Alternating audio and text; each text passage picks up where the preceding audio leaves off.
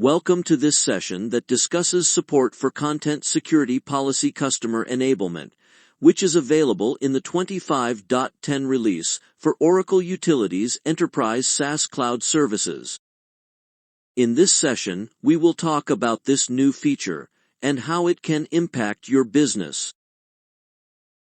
I will give you an overview of Content Security Policy, how it is being controlled, followed by an example and implementation details to explain how your business can benefit from this functionality.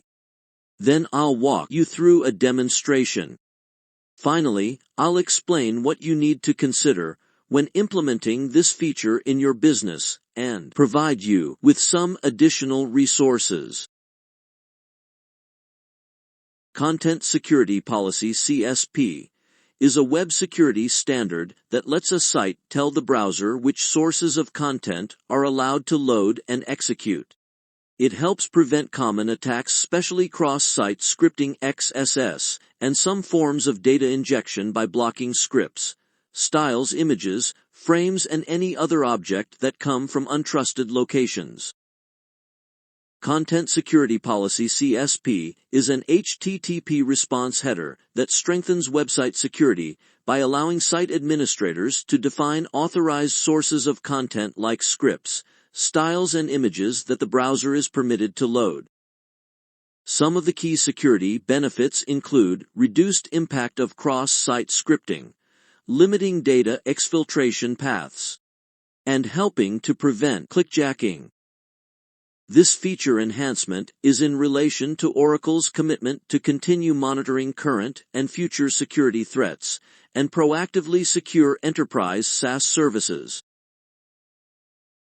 Content Security Policy uses common directives that are managed by substitute variables within the cloud service. These directives include script, style, image, font, connect, and frame sources. As part of base cloud services, these directives are initiated with default values, but with the option for customers to modify it based on the implementation's needs. We rolled out this policy in reporting mode in the 25.10 release, and are targeting the policy enforcement in 26.4 with blocking any CSP violations. Now let's look at the Content Security Policy Customer Enablement functionality. Access your cloud application and add CSP report only is equal to true in the URL. Verify that the Content Security Policy response header is available. Go to Developer Tools, navigate to the Network tab, and look for the response header.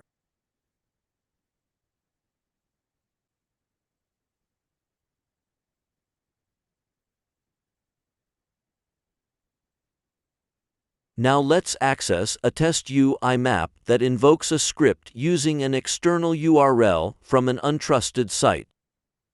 Search the UI map CM test, and you can see that the UI map is calling a JavaScript for an untrusted site.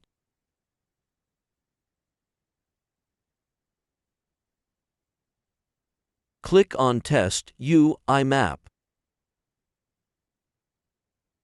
Go to Developer Tools. Navigate to the Console tab and look for the response header. You see the CSP violation error.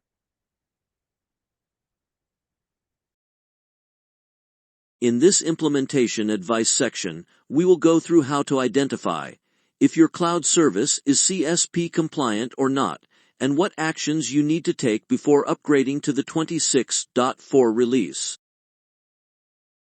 This feature is delivered in two parts. In 25.10 release, the Content Security Policy is delivered in the reporting mode, which means that SaaS services will show errors and/or warnings in the browser in case of any CSP violation, but there is no impact to the cloud service functionalities and on performance.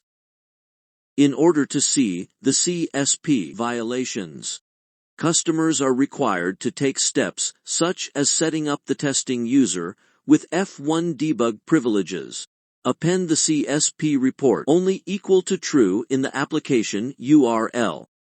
Hard refresh to empty the browser cache. Verify the Content Security Policy report header response in the browser's Developer Tools under the Network tab. Then browse the application and try to perform several post-common transactions. Keep open the Developer Tools and look for any error or warning in the Console tab.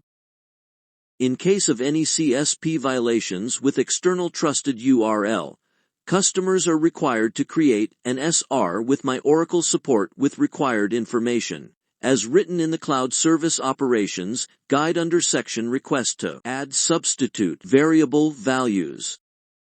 This will allow customers to continue to use the external trusted URL, as we will be adding these trusted URL in the allow list for your cloud service.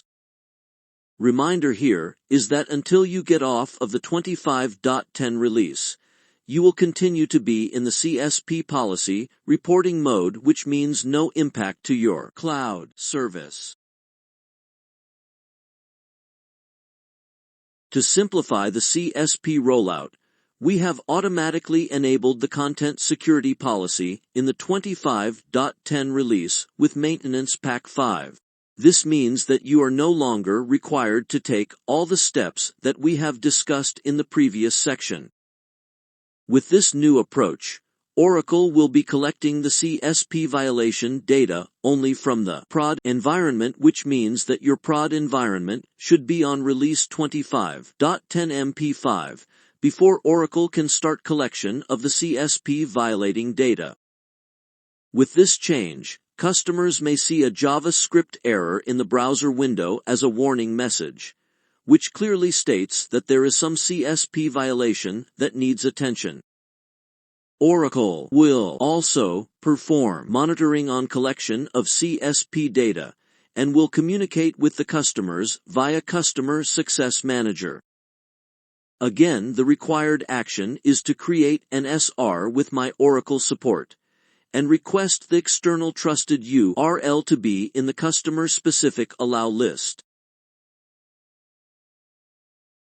For additional information about Content Security Policy Customer Enablement, please see the 25.10 What's New documentation, Cloud Service Implementation Guide and Cloud Operations Guide on Oracle Help Center.